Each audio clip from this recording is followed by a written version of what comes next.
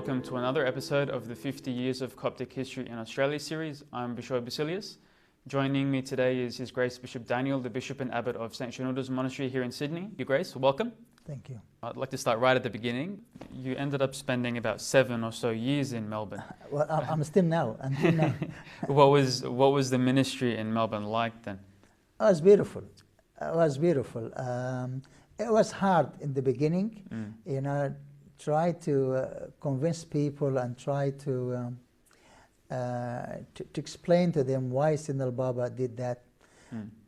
But thank God, I always feel the hands of God with me, and God gave me favor in their eyes, and they start to work with me and to support me, and as I was supporting them, we got the people coming, back to church, and because I lived in Australia, so I have the language, and also I know the mentality, especially the youth. So I dealt with them very well, and I really loved them very much, and I gave them all my love and all what I understand, I know. So we worked together. I mean, you mentioned the youth there. You oversaw the first 2 youth trips to Egypt. That's right. As well, the first one being in 1985. Yeah. It had youth from all over Australia that went. That's right. What was it like for you taking those Australian youth back to Egypt where you had just been, and what was the Pope's reaction to seeing all the... Being a youth, being brought up here in Australia, and living here in Australia, and being served by our Coptic priest here, I can tell the need of the youth to a church, and I can also understand the big role that being played by a priest in the life of the youth. And also, since I went back to Egypt, and I have seen my monasteries there, and the mother church there, and I felt so happy and so nourished by it. So I said, why don't I take some of those youths from Australia to take them back to their homeland, so they can see their roots, and to enjoy the mother church, and to see the bishops there, and to spend time with His Holiness, and to visit the monasteries, and to visit lots of places in Egypt. Egypt is beautiful and full of many nice, great things. So that's why the idea came up, and I encouraged the youth to come. So I announced in church that there's going to be a youth trip from Melbourne, from Sydney, from whatever. But because I was in Melbourne, so I announced it from there. And I had 40 people, or maybe actually 45 came in. Wow. 45 youths. And it was the most beautiful trip I ever had. It was very hectic, but so beautiful. And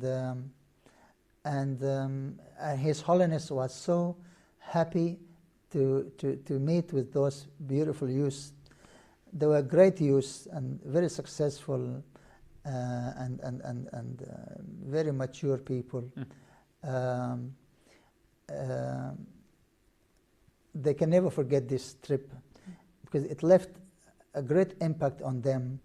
They have been spending at least 4 days with His Holiness, and nobody even dreamed of that. Not even the people in Egypt have done this. So, but Sidney Baba was, because he was very happy with them, and he wanted to give them a bit of his love to them. So he spent lots of time with us, and he asked, as a matter of fact, he told me, when you come to Egypt, tell me when, so I can devote my time. And I can arrange my time with you, with your program. I want them to come to my private papal residence at St Bishoy Monastery. And we were there for 4 days. We could ask for nothing. The trip must have had a huge impact on several of the youth, because a few of them ended up joining the monastery. It's true. Yeah, From exactly. Sydney and from the parish that you served in It's Melbourne true. as well. They became priests. Thank God. So, Yes, of course. You can never forget Taban. Two great youths from among those group were among them were His Grace Bishop Amba Suriel, the Bishop of Melbourne, and His Grace Bishop Amba Angelos, the Bishop of London. Beautiful, very successful fathers, very respectful fathers, very honored fathers, that we all feel very proud of them. And of course, Abuna Mauritius Amba Bishoy, he was one of our group too. Those who became monks later on. But we got heaps of priests. Yeah, Priests. like Abuna Abanob, Father Abanob, Abuna Macarius, Father Macarius, Macarius, and Abuna Father Daniel, I think, as well. Abuna from Daniel Melbourne, yeah. Gabriel in Melbourne, Yeah. Abuna Samuel Elias in Melbourne, Abuna Suriel here, Abuna Suriel Hanna Really? in Sydney. Wow. He was one of the trips. Wow. Few of them, and few of the girls became wives of priests. Ah. For example, Dahlia Caldas, Dahlia related to you. I think Yeah. she's your auntie. Yeah. Yeah, Dahlia married to Abuna Antonius. Father Antonius, yeah. Beautiful.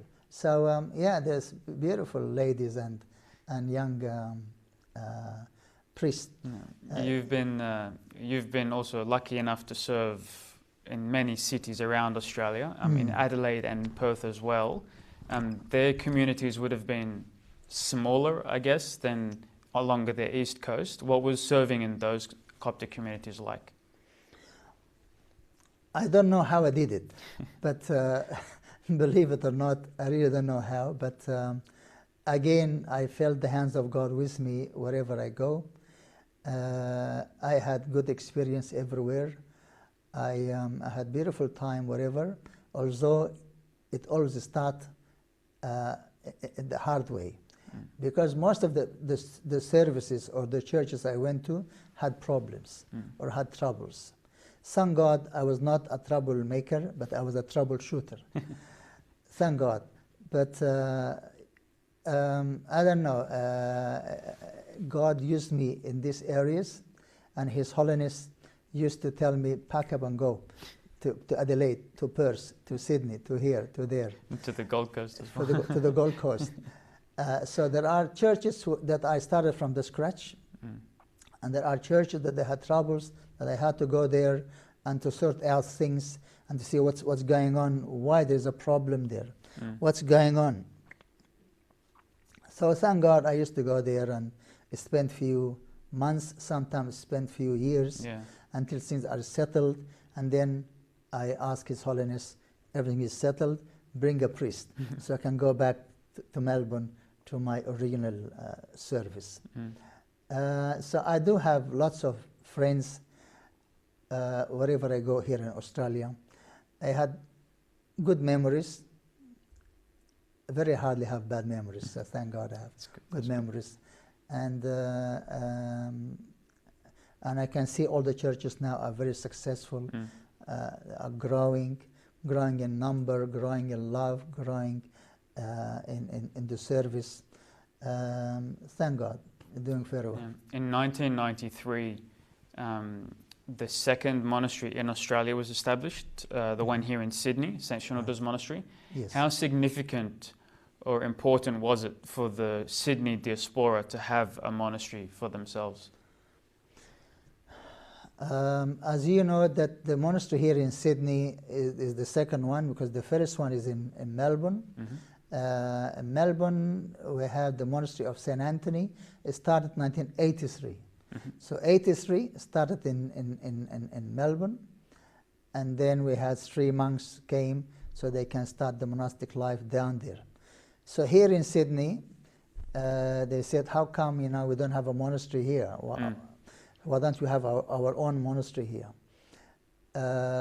So thank God to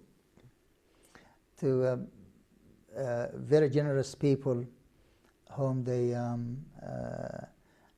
wanted to establish a monastery here. I don't want to go through mentioning names because I might forget some. So, but lots of people who worked very hard so they can establish a monastery here, which is a big blessing. Yeah. A big blessing.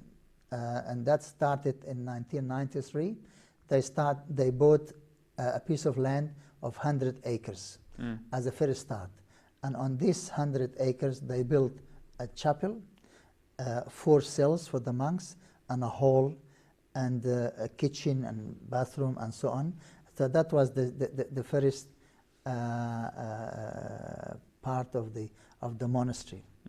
1993. 1995, Baba Shnoda came, and he brought with him 2 monks, monk priests from Egypt, so they can start the monastic life. Those were Abuna Pavlos Al-Amba Bishoy and Abuna Bishoy St Anthony. Great people who they came and worked very hard in establishing the monastic life. And they stayed for 10 years, up to 2005 or 2006. Within these 10 years, God sent 4 young people from Sydney to join the monastic life. Yeah. Those were Abuna Wisa, Abuna Shnuda, Abuna Theodore, and Abuna Anthony. Great people. So they joined the monastic life. In Sydney? In Sydney. In the Sydney In Sydney. monastery, yeah. And all of them are being brought up here in Sydney. And we're having their parents here also in Sydney. Later on, 2006, both Abuna Pavlos and Abuna Bishoy St Anthony went back to Egypt. So His Holiness asked me to come and to take over the monastery here. At that time, I was serving in churches. Yeah. You know, they used to call me the flying monk because I was everywhere. So 2006, I said, "Thank you, Lord. At last, I'm going to settle down and You're coming home. Coming home, Yeah. to live as a monk and back to my monastic life, which I really, really was longing for it."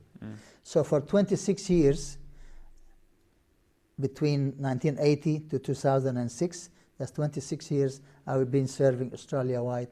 But at last, I've been settled down here at the monastery. So thank God.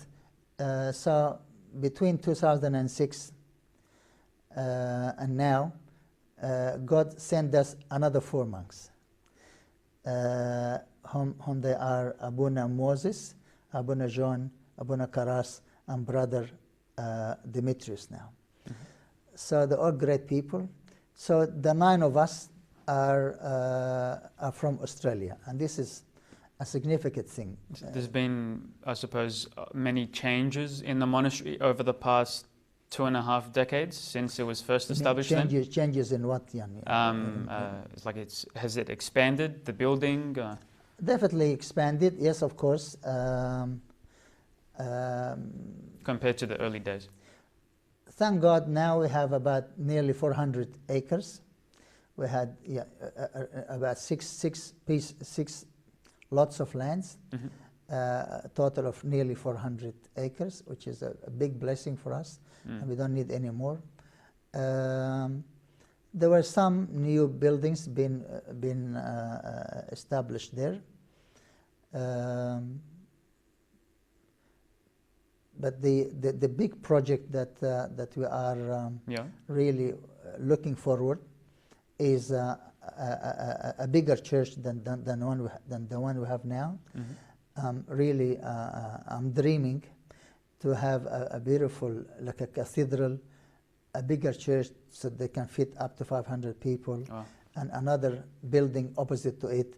We call it services building, to have like a dining room, a big kitchen, offices, lounges, bookshop, canteen. thing like this. But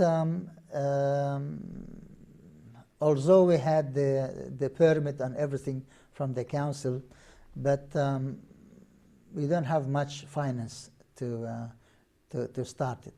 So this is the main projects that we are, working for it. So we need a lot of help. Your Grace, it's been a pleasure speaking with you today. May God continue to bless your service. We look forward to the 50th anniversary celebrations, and we hope there's many more memories to come. Sure. And we hope to see you again during the next milestone of the Coptic Church in Australia.